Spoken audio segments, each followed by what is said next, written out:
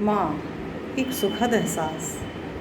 और माँ के बारे में कुछ लिखना सूरज को दिया दिखाने के समान है। फिर भी हम सब कोशिश करते हैं और मेरी भी एक कोशिश है बस माँ को याद करने की। तुम्हारी उन भूरी आँखों के स्नेह को आँख बंद करके देख पाती हूँ, महसूस कर पाती हूँ। तुम्हारी चूड़ियों और पायलों की रुंझुन को अभी भी सुन सकती हूँ। जब पीछे के दरवाजे खोल चौखट पर बैठ तुम बाल बनाती थी।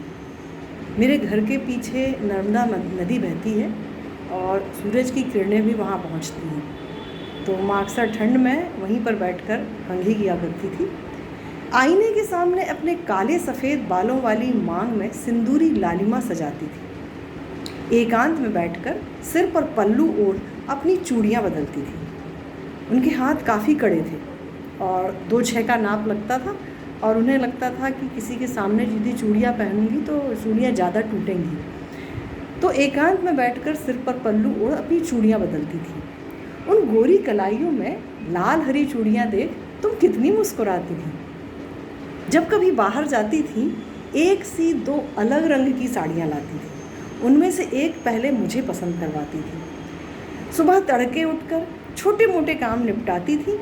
जल्दबाजी में अक्सर दूध उफना जाती थी। सब्जी गैस पर चढ़ा सीरियल देखने में भूल जाती थी और सब्जी जल जाती थी। भगवान को दूध भात, शक्कर रोटी तो कभी कढ़ी के भजिए भोग लगाती थी। उनके भगवान भी बहुत भोले थे।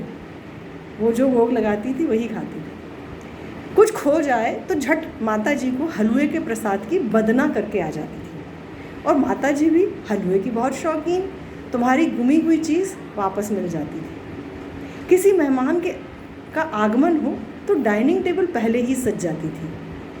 मेहमान से काम करवाने की कला भी तुम्हें खूब आती थी। बच्चों को व्यस्त रखना, काम सीखने को प्रेरित करना तुम सबसे अच्छा जानती थी।